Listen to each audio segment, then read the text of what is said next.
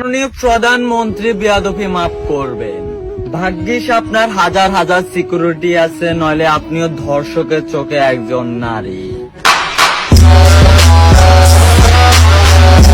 লজ্জিত নোয়াখালী, ধর্ষিত বাংলাদেশ। বাংলাদেশ তুমি কার?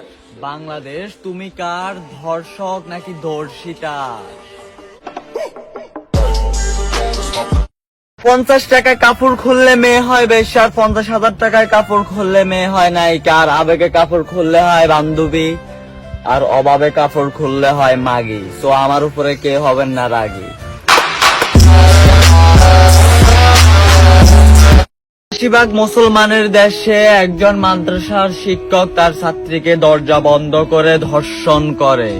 হেই শান্তিতে থাকিও মানুষত্ব। শুনে রাখো, তোমরা শুনে রাখো, আমার জীবনে যদি কখনো সুযোগ আসে আমি এমপি মন্ত্রীদের মেয়েকে ধর্ষণ করব, তাতে আমার ফাঁসি হোক, নো প্রবলেম, আমার কোনো দুঃখ নেই।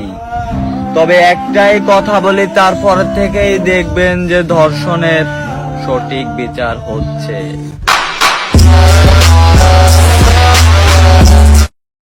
আমি আতঙ্ক, হে আল্লাহ, কিয়ামত কেন হচ্ছে না, কেমন বর্বরতা।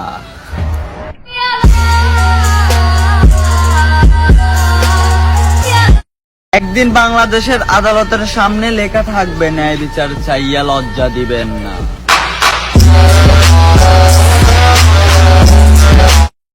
মহামারী ভাইরাস করোনা থেকে বাঁচার জন্য থাকতে হয় ঘরে, আর ধর্ষণ থেকে বাঁচার জন্য কোথায় থাকবে আমার মা বোনেরা, একটু বলবেন?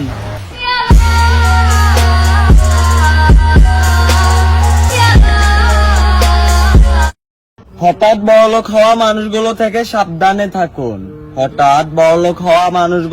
সাবধানে থাকুন, কারণ ওরা ভুলে যায় ওদের অতীতে কি ছিল।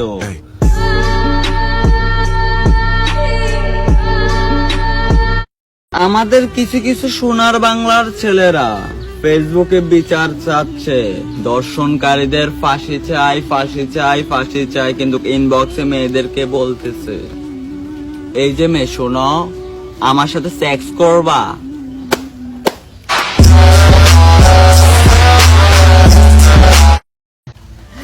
আহা ওহো, কি চলছে আমাদের সোনার বাংলায়, শুধু দর্শন। আর বিচার হচ্ছে ফেসবুকে কয়েকটা পোস্ট দিয়ে বলছে ফাঁসি চাই। তো মাননীয় প্রধানমন্ত্রী, আমি আপনাকে একটাই কথা বলি, এদেরকে ফাঁসি নয়, লিঙ্গ কেটে দেওয়ার অনুমতি দেওয়া হোক, তাহলে দেখবেন আর কোনো দর্শন হবে না। সো আমার কথাগুলো যদি খারাপ লাগে তাহলে আমাকে মাফ করবেন।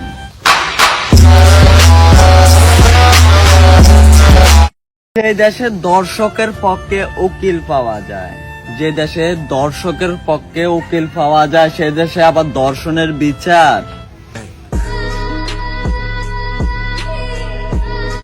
যে দেশে প্রধানমন্ত্রী মহিলা, স্পিকার মহিলা, সব উচ্চ পদে মহিলারা, সেই দেশে দৈনিক দর্শনের উৎসব হচ্ছে। এর থেকে বেশি লজ্জার কি আছে?